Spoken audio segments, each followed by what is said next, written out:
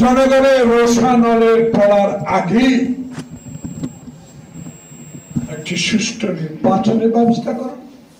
আজ হোক, কাল হোক, পরশু হোক, দুদিন পরে হোক, একটা ম্যাপ আমাদেরকে জানায় দেন, তাহলে আমার দলের নীতি নির্ধারকরাই সিদ্ধান্ত নেবে আপনার এই রোড ম্যাপ ঠিক আছে কি নাই।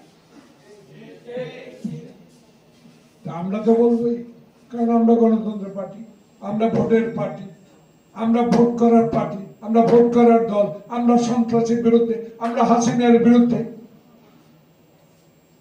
হাসিনার বিরুদ্ধে তো আমরা ব্যক্তিগত কারণ না, হাসিনা তো খালেদা জিয়াকে ব্যক্তিগত কারণে জেলে দিয়েছি, আমরা হাসিনাকে ব্যক্তিগত কারণে জেলে দিয়েছি।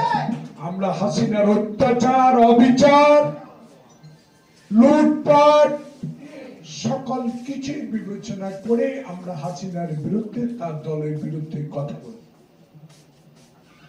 আমরা তো চিৎকার দিয়ে বলি না শেখ মুজিবুর রহমানের মতো, কোথায় সিরাজ শিকদার, কোথায় মুস্তফা আমার কম্বল,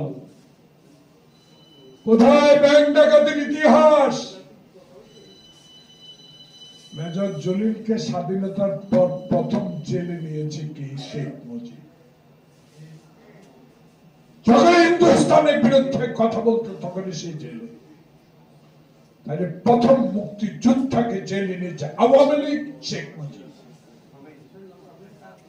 রাতে ঘুমাতে পারি না, ডানে চোর, বামে চোর, সামনে চোর, পিছনে চোর, কে বলেছে? শেখ মুজিব। কে বলেছে? শেখ মুজিব বলেছে আমি আন্দোলন করেছি, 22 পরিবারকে দুড়াইয়া দিছি, পাকিস্তান থেকে স্বাধীন করেছি, আমি এখন ক্ষমতা, আমার দেশ, আমার বাপের দেশ, সেই দেশকে ফকির বানাবার অবস্থা আপনি তুলে দিয়ে গেছেন আপনার মেয়ের হাতে। সেই মেয়ের দলটাকে, দেশটাকে ধ্বংস করে দিয়েছে। তাই আজকে ধ্বংসের হাত থেকে রক্ষা করার জন্য আল্লাহ পাক এমন একটি ব্যক্তিকে আমাদের এই সরকার, অন্তর্বর্তীকালীন সরকারে বসিয়ে দিয়েছে।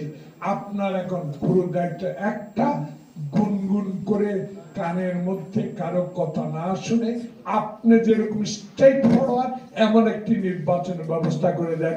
সেই নির্বাচনে বাংলাদেশে যেই সকলের রাজনৈতিক দল ঐক্যবদ্ধভাবে হাসিনার বিরুদ্ধে সংগ্রাম করে গণতন্ত্র এনেছে, সেই দলগুলো আবার ঐক্যবদ্ধভাবে নির্বাচন করে সরকার গঠন করবে ইনশাআল্লাহ। সবাইকে ধন্যবাদ। আসসালামু আলাইকুম।